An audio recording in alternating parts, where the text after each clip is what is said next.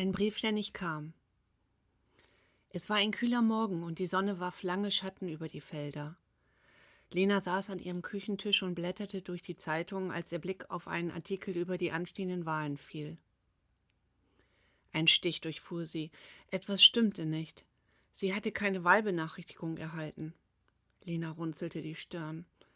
Vielleicht habe ich sie übersehen, murmelte sie zu sich selbst. Doch ein genauer Blick auf den Stapel Post auf ihrer Anrichte bestätigte ihre Befürchtung. Kein Brief war dabei. Noch während sie darüber nachdachte, klingelte das Telefon. Am anderen Ende war Antje, ihre langjährige Freundin und Tanzpartnerin. »Sag mal, Lena, hast du deine Wahlbenachrichtigung schon bekommen?« »Nein, Antje, genau das habe ich mich auch gerade gefragt. Das kann doch nicht sein, oder?« Antje seufzte. »Ich habe gestern mit Frau Niemeyer aus der Tanzschule gesprochen. Sie hat auch keine bekommen. Und sie ist sicher nicht die Einzige.« Lena war irritiert. Wie konnte es sein, dass in einer so wichtigen Wahl Menschen keine Benachrichtigung erhielten? »Das ist wirklich merkwürdig«, sagte sie. »Vielleicht sollten wir dem nachgehen.« Antje nickte am anderen Ende der Leitung. »Lass uns morgen ins Rathaus gehen, vielleicht gibt es dort Antworten.« Am nächsten Morgen trafen sich die beiden Frauen vor dem Rathaus. Während sie auf eine Mitarbeiterin warteten, fiel Lena auf, wie viele Menschen, vor allem Ältere, dort ebenfalls standen. Einige hatten denselben Grund wie sie. Sie hatten keine Wahlbenachrichtigung erhalten. Ein älterer Herr mit Gehstock erzählte, dass er schon seit Wochen darauf wartete. Die Stimmung war angespannt, doch Lena blieb freundlich.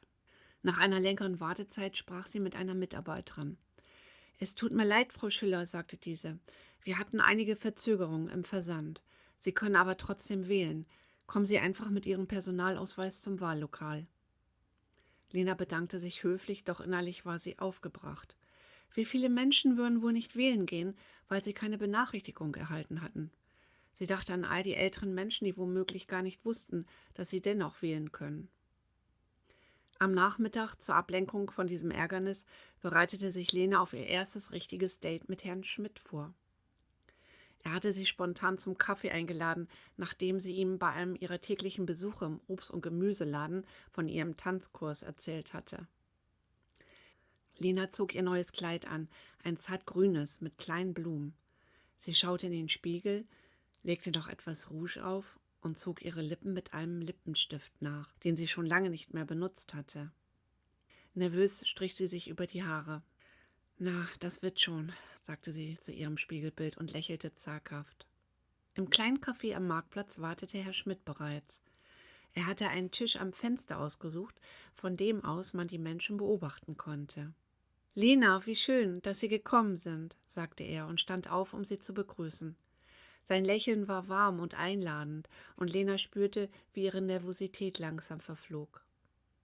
Sie unterhielten sich über Gott und die Welt, über das Tanzen, die Erntezeit und natürlich auch über die Wahlbenachrichtigungen. Herr Schmidt berichtete, dass auch einige seiner Kunden sich beschwert hatten. »Das ist wirklich eine wichtige Wahl«, sagte er mit Nachdruck. »Jeder, der wahlberechtigt ist, sollte sein Stimmrecht nutzen und zur Wahl gehen.« Er lehnte sich zurück und lächelte. »Haben Sie übrigens gelesen, dass es diesen Winter besonders viele, klare, frostige Nächte gab? Ideal für die Sterngucker unter uns.« Als Lena später nach Hause ging, spürte sie ein wohliges Kribbeln, das sie lächeln ließ.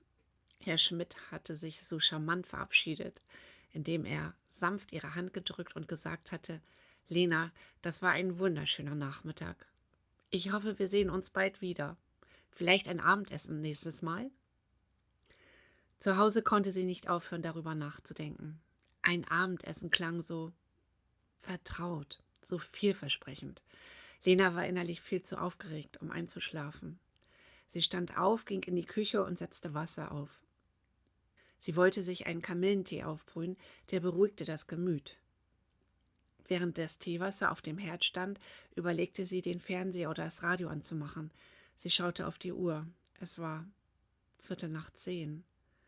Um diese Uhrzeit liefen die Nachrichten im Fernsehen und die hörten sich seit Jahren an wie aus einem gruseligen Mordkrimi. »Lieber nicht«, dachte Lena, »halte die Realität aus deinem privaten Umfeld heraus.« Stattdessen nahm sie ein kleines Gedichtebuch in die Hand und blätterte darin. Ihre Wahl fiel auf Rainer Maria Rilkes Gedicht. Frühling.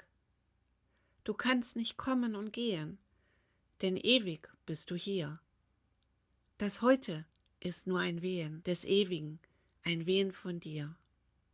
Lena las die Worte laut vor, ließ sie durch den Raum klingen und spürte, wie die Ruhe langsam in ihr zurückkehrte. Sie blickte aus dem Küchenfenster in die frostige Nacht und ließ ihre Gedanken schweifen, während das Teewasser anfing zu kochen. Es war ein Moment der Ruhe, den sie ganz für sich hatte, und sie spürte, wie sich ihre Aufregung allmählich legte. Am nächsten Morgen machte sich Lena sorgfältig zurecht. Sie wollte ihren täglichen Einkauf so planen, dass er wieder in das Geschäft von Herrn Schmidt führte. Oder besser nicht? Lena war sich unsicher. Ihre Gedanken schwirrten, und sie fragte sich, ob sie vielleicht zu viel hineininterpretierte. Doch eines war klar, sie konnte sich ein Lächeln nicht verkneifen, wenn sie an Herrn Schmidt dachte. Mit leicht erhitzten Wangen und pochendem Herzen betrat Lena schließlich den Laden. Doch ihre Vorfreude wich schnell einer Überraschung, als sie bemerkte, dass Herr Schmidt nicht da war. Mutig fragte sie die junge Verkäuferin an der Kasse: »Entschuldigen Sie, ist Herr Schmidt heute nicht da?« Die Verkäuferin lachte freundlich. »Oh, er hat sich für heute krank gemeldet. Er fühlt sich nicht so wohl und ist zu Hause geblieben.« Lena bedankte sich, nahm ihren Einkauf und ging langsam nach Hause. Sie fragte sich, ob es ihm wirklich schlecht ging oder ob vielleicht etwas anderes dahinter steckte. Während sie sich solche Gedanken machte, saß Herr Schmidt tatsächlich zu Hause in seinem Sessel. Vor ihm stand eine dampfende Tasse Tee, doch seine Gedanken waren alles andere als ruhig. Er fühlte sich unsicher und aufgewühlt. Eine Art Sehnsucht nagte an seinem Herzen, doch er wusste nicht, wie er dieses Gefühl in Worte fassen sollte. Es machte ihn schier krank und nervös.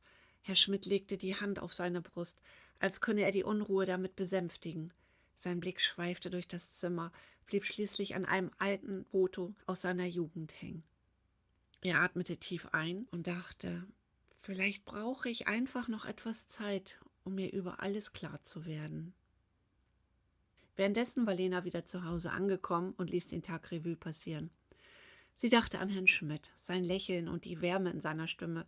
Sie fragte sich, ob sie sich zu viele Hoffnung machte oder ob auch er etwas Ähnliches empfand. Ein Teil von ihr wollte am liebsten sofort zum Telefon greifen und ihn anrufen, doch ein anderer Teil hielt sie zurück. »Geduld, Lena«, murmelte sie leise zu sich selbst. »Manchmal muss man den Dingen Zeit geben, um sich zu entwickeln.« Mit diesem Gedanken nahm sie ihr Strickzeug zur Hand und begann, an einem Schal zu arbeiten. Vor einem halben Jahr hatte Lena einen Workshop besucht, um ihre Strickkünste wieder aufzufrischen. Der Nachmittag hatte ihr sehr gut gefallen. Das Programm war kurz und auf den Punkt genau gehalten, und sie hatte dadurch eine alte Leidenschaft wiederentdeckt. Wie heißt es so schön? Stricken macht glücklich. Ihre Gedanken wanderten immer wieder zu Herrn Schmidt, und ein leises Lächeln huschte über ihr Gesicht. Hallo, mein Name ist Ranghild und ich liebe es, Kurzgeschichten zu erzählen. Vielen lieben Dank, dass du dir die Zeit genommen hast, in die 3. Geschichte von Lena einzutauchen. Wenn dir dieses Kapitel gefallen hat, zeig es mir mit einem Like oder einem Kommentar.